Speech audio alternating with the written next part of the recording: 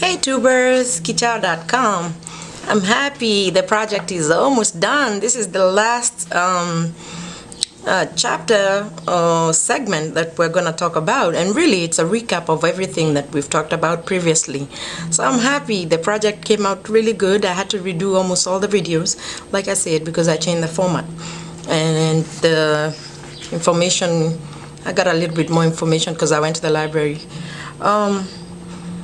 I'm going to talk about interrelationships at the workplace, what's expected of you, and conversations, civilized conversation in the workplace, and professional relationships. So I guess it's the same thing, I don't know. Anyhow, my program is normally geared to young adults, so you will hear me saying young adults. And it reads, young adults making the transition to the workplace.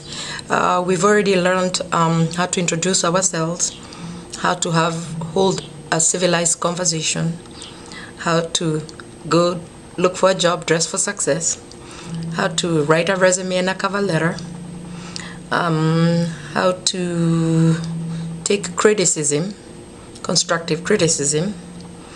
And now we're going to learn about the office ambience, which is also known as environment, the office environment that you're going to expect to find and what's expected of you.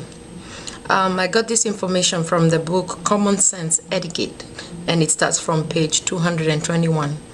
It's a very good book. It's a blue book. So if you want to know more, you can go to the library and get the book. So here it says, now you've gotten the job, you want it. It's time to start. The first few days or months of any new job are naturally a little disorientating.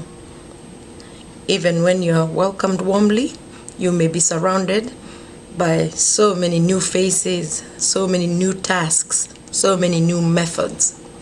The first day or few days at a new job, you will probably want to fit in as well as you can while surveying the scene.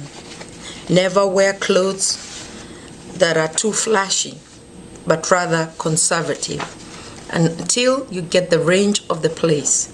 Remembering the new employees have to be more careful of appearance than old ones, because they're still not yet known to the company very well.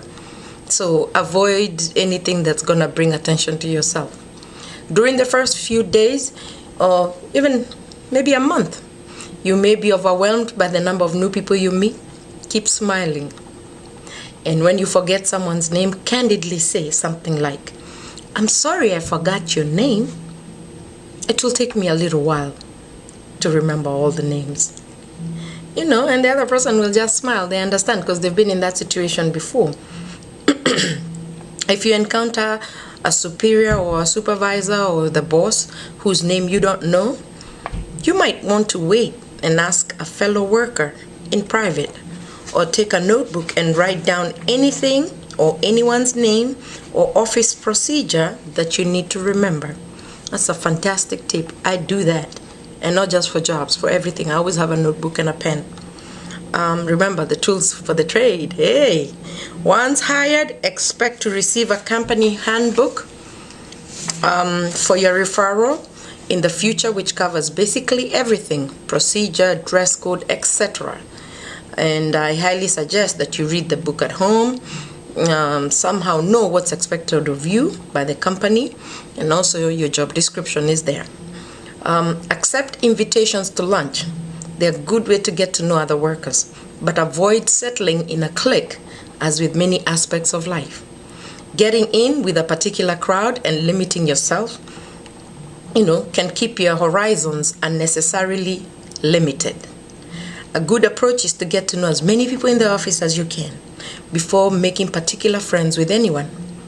Office gossip is always there in every office, but avoid the temptation to pay much heed to rumors until you have your own experiences. So all you do is do a lot of listening and use a lot of your eyes and keep the mouth shut. Goodwill in the office. Few things take you as far as little effort as practicing the art of civility in the office. Stiff formal manners. Avoid that. I mean, just be relaxed. You don't have to really be stiff. But always keep very much in your mind that basic word, respect, for everybody. You may think that management doesn't pay attention to the needs of the subordinates, but executives are constantly taking the pulse of everyone in their divisions, regardless of whether it appears so or not. Therefore, work efficiently and diligently, and be well organized in mind and in your cubicle or desk. So, in your mind and in your cubicle, be well organized. And in your work, be well organized. Use the company handbook for procedure and chain of command in times of trouble and misunderstandings that comes in between co-workers. I'm going to take it from greetings and conversation. Kicha.com. Stay tuned.